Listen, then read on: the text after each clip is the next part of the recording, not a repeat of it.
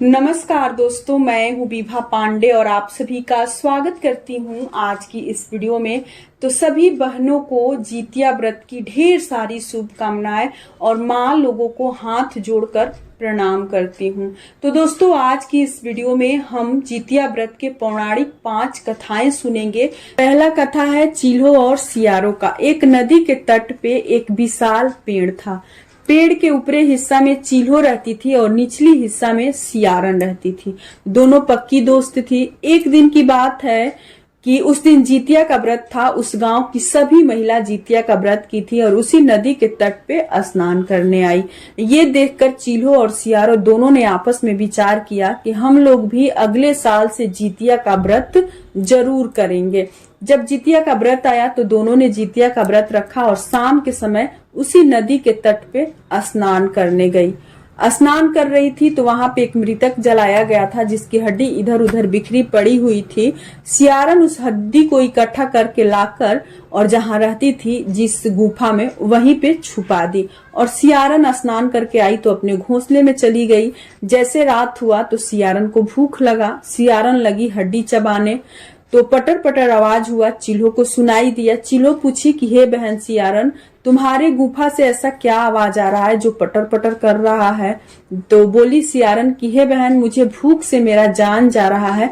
मैं करवट बदल रही हूँ तो वही आवाज हो रही है। तो चिल्हो बोली कि हे बहन, जानबूझकर जितिया का व्रत है। फिर सियारन बोलती है हाँ बहन, जानबूझकर। फिर सियारन चिल्हो से पूछती है कि तुम्हारे गुफा से ऐसी क्या आवाज आ रही है, फदर फदर? तो चिल्हो बोलती है कि मैं अपना पांख सुखा रही हूँ, वही आवाज हो रही है। फिर अगला जन्म हुआ दोनों का। दोनों सगी बहन हुई, राजा के घर में जन्म ली और दोनों का विवाह एक ही घर में हो गया। जो सियारन थी वो बड़ी बहन हुई और जो चिल्ह थी वो छोटी बहन हुई। बड़ी बहन का विवाह उस घर के राजकुमार के साथ हुआ और छोटी बहन का विवाह उस राजा के मंत्री के साथ हो गया। सियारन जो बड़ी बहन थी उसके बच्चे होते थे और मर जाते थे, जीवित नहीं बच पाते थे। और जो चिल्हो थी उसके 7 बच्चे हुए और 7 बच्चे जीवित थे। ये देखकर सियारन को बड़ा आश्चर्य हुआ कि मेरे सभी बच्चे मर जाते हैं और मेरी छोटी बहन की जो बच्चे होते हैं सभी बच्चे जीवित हैं। 7 के साथ 7 बच्चे जीवित हैं।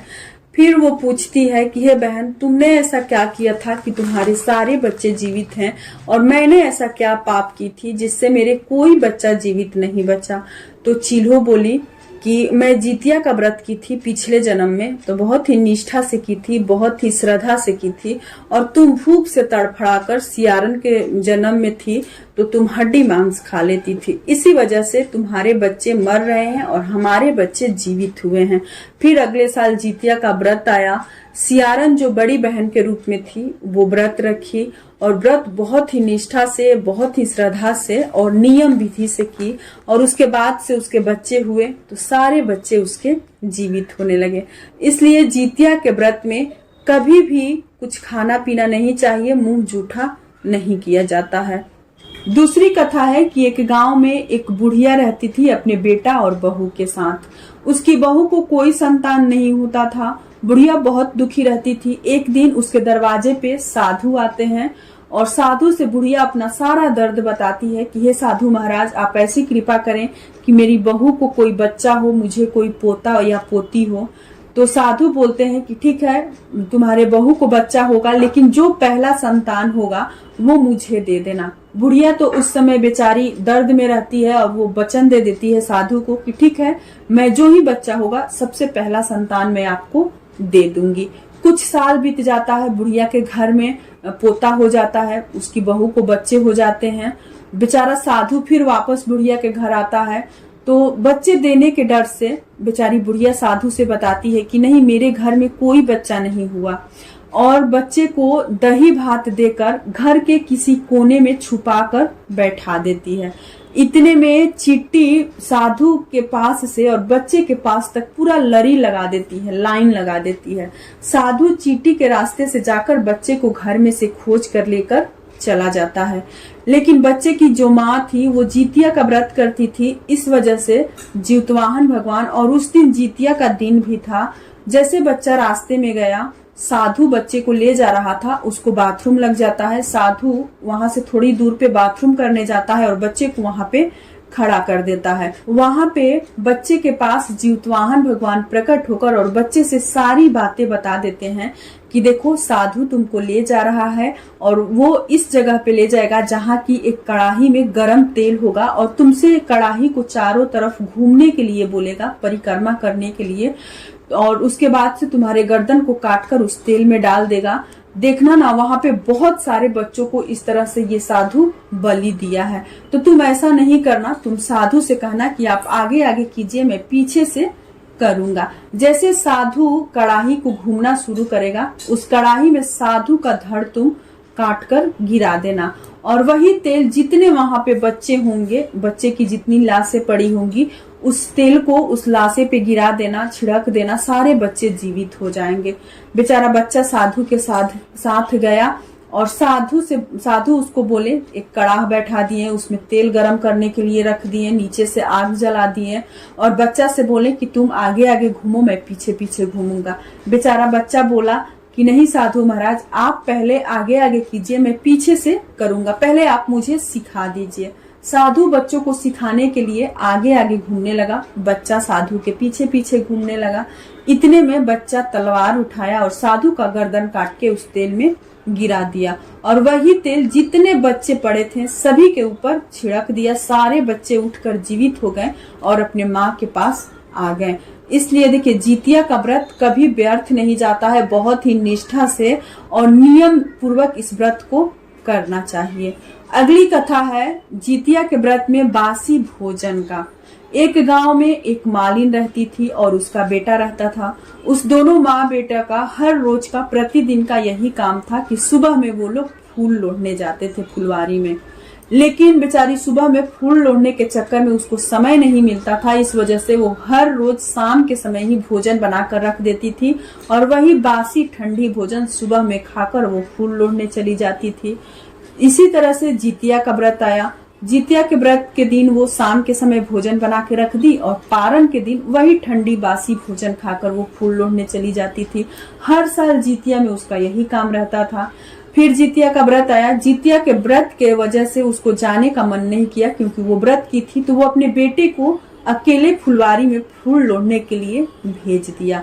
वहां पे गरुड़ देव प्रकट हुए और उसके बेटे को निगल गए। अब बेचारी मालिन बहुत विलाप करके रोने लगी कि मेरा एक ही बेटा था, उसको भी गरुड़ देव निगल गए। इतने में जीतवाहन भगवान प्रकट हुए व्रत के दिन और बोले कि क्यों रो रही हो, तुम तो जितिया के व्रत में हर साल बासी ठंडी भोजन खाकर और जितिया का पारण करती थी, इसी वजह से गरुड़ देव तुम्हारे बेटे को निगल गए हैं। आज तो व्रत हो, लेकिन कल जितिया के व्रत का पारण है, तुम गरम गरम भोजन बनाकर करना, गरुड़ देव तुम्हारे बेटे को उगल देंगे।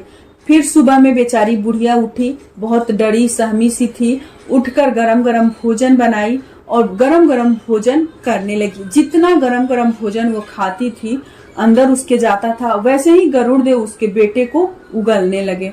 जैसे उसका भोजन खत्म हुआ, गरुड़ देव उसके बेटे को उगल कर खड़ा कर दिए। और देखिए, इसी वजह से जितिया के व्रत में कभी भी बासी और ठंडी भोजन नहीं करनी चाहिए। अगर भोजन बनाकर आप लोग रख दे रहे हैं, नियम करने में, विधि करने में आपको भोजन ठंडा हो जाए, तो आप लोग भोजन को फिर से गर्म करके ही भोजन कीजिएगा। अगली कथा है बुढ़िया माँ का। एक गांव में एक बुढ़िया माँ अपने बेटे के साथ रहती थी और उस गांव का नियम था कि हर रोज एक घर से एक व्यक्ति को गरुड़ देव खाते थे।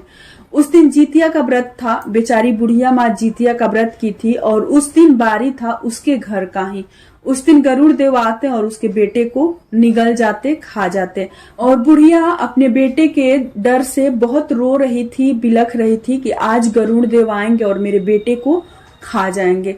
बहुत रो बिलख रही थी। इसी में जीवतवाहन भगवान प्रकट हुए और बुढ़िया से पूछे कि हे बुढ़िया माँ, आप क्यों इतना उदास हैं, क्यों रो रही हैं, क्यों बिलख रही हैं। तो बुढ़िया सभी बातें जीवतवाहन भगवान को बताती है कि इस गांव में एक गरुड़ रहते हैं जो कि हर रोज हर घर से एक बेटे को, एक व्यक्ति को खाते हैं। आज हमारे घर का बारी है और मेरा एक ही बेटा है जो कि गरुड़ देव खा जाएंगे। तो जीवतवाहन भगवान बोले कि आप रो नहीं, बुढ़िया को सांत्वना देते हुए समझाएं कि हे बूढ़ी माँ, आज आप रो नहीं, आज आपके बेटे के जगह मैं ही जाऊंगा, मुझे गरुड़ देव खा जाएंगे। जब गरुड़ देव को आने का समय हुआ तो जीवतवाहन भगवान बुढ़िया के बेटे के जगह पर जाकर एक कपड़ा ओढ़कर सो गए। जब गरुड़ देव उसको लीलने आए, खाने आए, तो वो समझे कि बुढ़िया का बेटा है, रोएगा, तड़पेगा, डर लगेगा उसे, लेकिन जीवतवाहन भगवान को बिल्कुल भय नहीं था और वो आराम से सोए थे। जब उन गरुड़ देव चादर उठाएं तो देखे कि अरे ये कैसा इंसान है कि इसे बिल्कुल भय नहीं लग रहा है और बिल्कुल आराम से सोया हुआ है। तो जब पूछे गरुड़ देव कि आप कौन हो, तो वो बोले कि मैं जीवतवाहन हूँ। तो गरुड़ देव ने उस दिन से माफी मांगा और उनको वचन दिया कि आज से मैं ऐसा काम कभी नहीं करूंगा, मैं किसी को आज से भक्षण नहीं करूंगा, नहीं खाऊंगा। तो 4 कथा हो गया और आखिरी में बोला जाता है कि नहा धोवा के बैठनी घाट, बैठे के मिलल सिंहासन पाट, ए अरियार तका बरियार, जाके कहिया राजा रामचंद्र जी से। अपने बेटे का नाम, अपने पति का नाम भी आप लोग रख सकती हैं, अगर सास नहीं है तो बोलिएगा लो। जैसे मेरे बेटे का नाम है पार्थ के मम्मी भूखल बाड़ी जीतिया, मार के आई है मरा मत आई है, राइन जीत के घर चली आई हैं। इसी प्रकार से कहा जाता है। और यही तक की थी हमारी ये सभी कथाएं, आप लोग जरूर सुनिए और अपना आशीर्वाद दीजिए। तो फिर मिलूंगी एक नए वीडियो में, तब तक के लिए नमस्कार।